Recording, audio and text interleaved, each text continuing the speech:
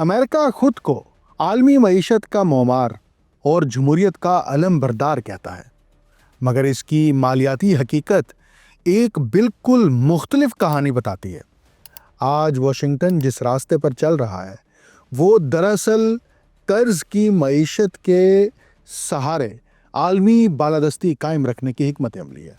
صدر Donald Trump کے دور میں یہ رجحان مزید نمایاں ہوا جب ٹیکس میں کٹوتیوں، وسیع سرکاری اخراجات اور تجارتی جنگوں کے امتزاج نے وفاقی خسارے کو نئی بلندیوں تک پہنچا دیا۔ قومی قرض 38 کھرب ڈالر سے تجاوز کر چکا ہے اور اگلی دہائی میں اس کے 64 کھرب ڈالر تک پہنچنے کی پیش گوئیاں کی جا رہی ہیں، مگر اس کے باوجود امریکی قیادت اسے بحران کے بجائے طاقت کے آلے کے طور پر استعمال کرتی دکھائی دیتی ہے۔ کانگریس نے 11 فروری کو ایک چونکا دینے والی رپورٹ جاری کی ہے۔ 172 صفحات پر مشتمل یہ رپورٹ امریکہ کے مالیاتی نظام کا پوسٹ مارٹم ہے۔ ٹرمپ اور ریپبلکن لیڈرشپ نے ٹیکس میں بڑے پیمانے پر رعایتیں دے کر کارپوریٹ طبقے کو فائدہ پہنچایا، مگر اس کے نتیجے میں پیدا ہونے والا مالی خلا عام امریکی شہری کے مستقبل پر ڈال دیا گیا۔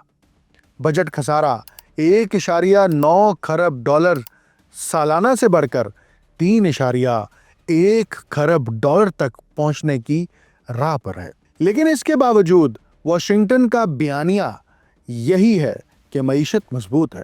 حقیقت یہ ہے کہ یہ مضبوطی قرض کے سہارے کھڑی ہے، ایک ایسا قرض جو نہ صرف امریکی معیشت بلکہ عالمی مالیاتی نظام کو بھی اپنی گرفت میں لیے ہوئے ہے۔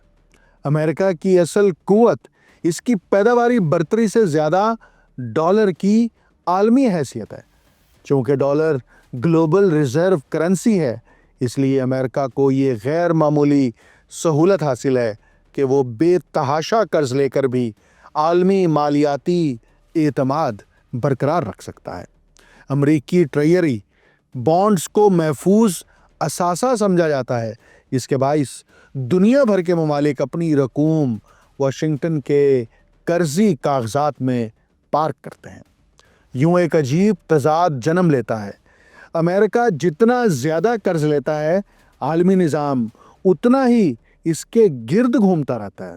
یہ دراصل قرض کے ذریعے طاقت کا وہ ماڈل ہے جس میں مالیاتی انحصار کو جغرافیائی سیاسی اثر و رسوخ میں بدلا جاتا ہے۔